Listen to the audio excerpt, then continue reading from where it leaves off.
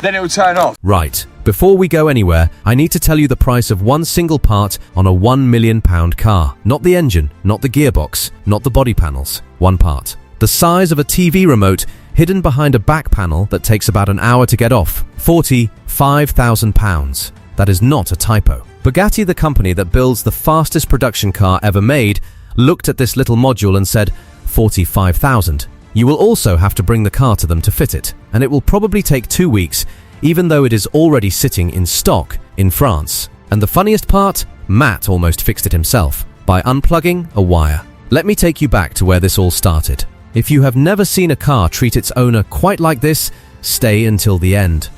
The Pagani phone call alone is worth it. Mat Armstrong bought a Bugatti Veyron, a real one, for just under £1 million.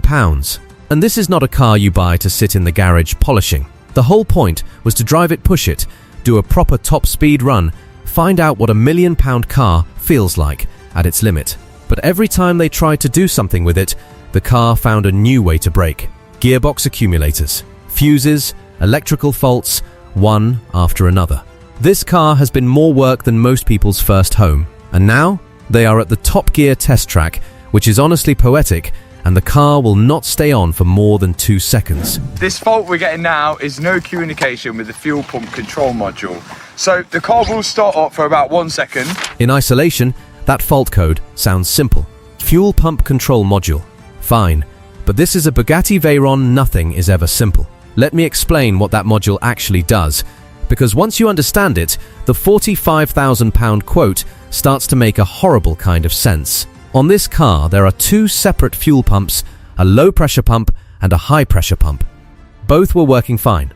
The bit that was broken was the module that sits between those pumps and the engine. Think of it like a conductor in an orchestra. The instruments are all present, but without the conductor telling them when to play and how loud, the whole thing falls apart. Without that module, the pumps just blast fuel constantly, no control, no precision. A W16 engine drinking unregulated fuel is like handing a Formula 1 driver a car with no steering. It will go for about 2 seconds and then it is done. There are actually 2 of these modules, one for each bank of the engine. When they ran live data on the fuel rails, one side read 25.5 bar, completely normal. The other side, 0.8 bar, dropping off a cliff. Then the engine just cuts out. So the question was, is it the module itself or is something else sending it a bad signal? I have got hopes and prayers that this is a fuse. Because if this is a fuse, we can continue on our way. The first thing anyone would think, check the fuses. Matt did. Pulled every single one out. All good. Then he thought, could it be the tracker? They'd just had one fitted. He rang the tracker company, and to their credit, they picked up. Not the tracker. Then it got stranger. The one thing they'd done differently right before the car died was twist the speed key. This won't do anything. All that is a blade. But how is that starting it?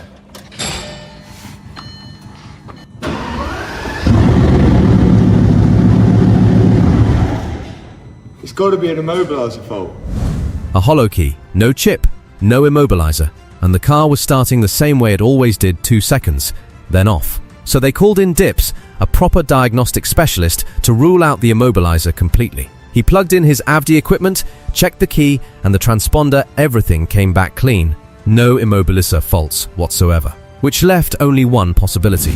This definitely looks like fuel pump, because it says invalid data received from fuel pump control module. You know that feeling when you get a bill for something and you already know in your gut it is going to be expensive, but you keep hoping you're wrong? That's exactly what watching this felt like. Every clean test was just another nail in the coffin. They even swapped the 2 fuel pump modules around, plugged each into the other's socket to see if the fault moved. If it moved, the signal was the problem. If it stayed put, the module itself was dead. It stayed put. The module was dead. Have you ever diagnosed a problem yourself, only to find out the fix would cost more than the car is worth? I want to hear your worst repair quotes in the comments. Matt is sat behind the rear panel of a £1 million car. He's tried everything.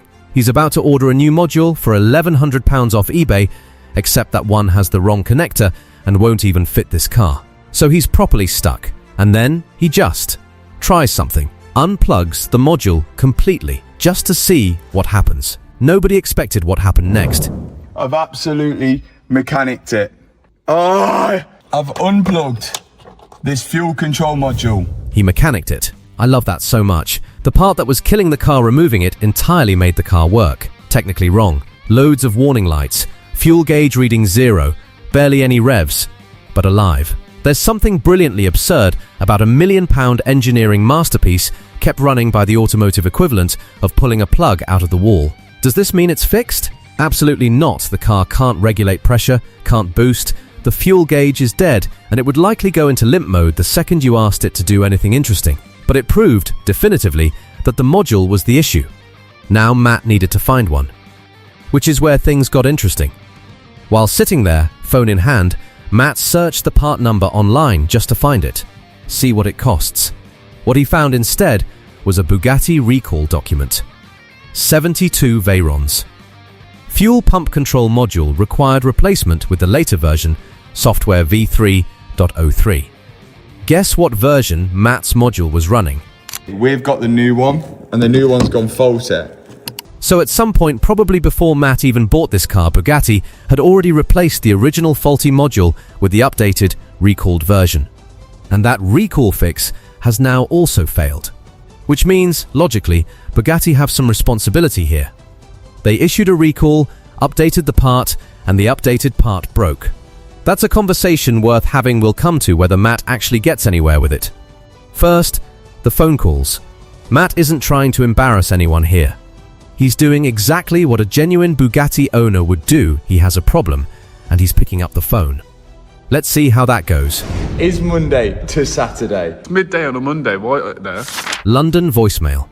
Paris closed, despite it being a Monday. Manchester service, nobody available. Manchester parts, nobody available. And then the bit that tells you everything you need to know about how car brands treat customers after the sale.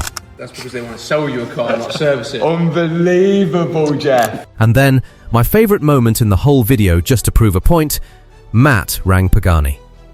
Yes, that Pagani, the one that makes the Huayra and the Zonda. They have one dealership in the UK, and Matt called it as a joke. You guys would actually pick up, and Bugatti wouldn't, but yeah, so. That one moment says more about the gap between these two brands than any review could. Pagani, a company that makes fewer than 10 cars a year, answered on the second ring. Faster than the company servicing the car you already own. I'm not saying Bugatti is a terrible company. I'm saying the experience Matt had that Monday is exactly what people mean when they talk about the real cost of owning a car like this. The money is the entry fee. What comes after is the actual test. Should Matt part exchange this for a Pagani? They at least answer the phone. If you're enjoying this breakdown, smash the like button. It genuinely helps more people find this video. Bugatti Manchester finally called back. Tuesday, nearly a week after the car first broke down. The module is in stock at Bugatti's headquarters in Molsheim, France. Great news. The price? £4,500 it is for that module.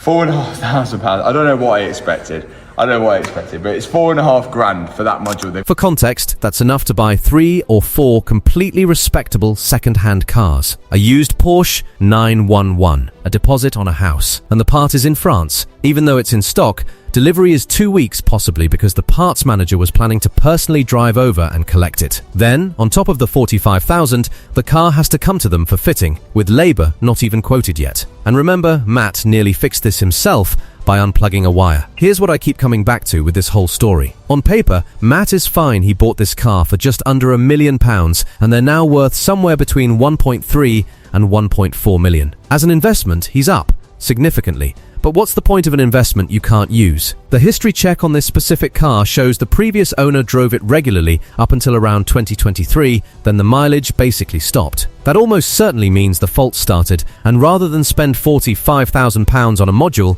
they just stopped driving it. That's not unique to Matt's car. It's why you see Veyrons with only a few thousand miles on them, not because owners are precious about them, but because at some point the bill for using them becomes absurd. Is it worth it? I genuinely don't know. I think it depends on whether Bugatti take responsibility for a part that was already recalled and replaced once. There's a version of this story where Matt pays the $45,000, The car is fixed, and it's eventually worth 2 million. And there's a version where this becomes a very expensive ongoing lesson in what owning a Bugatti actually means. Either way, I'm watching every video. What would you do in Mat's position? Pay the 45,000, fight Bugatti on the recall, or cut your losses? Leave your answer below and subscribe so you don't miss what happens next. Link to Mat's original video in the description.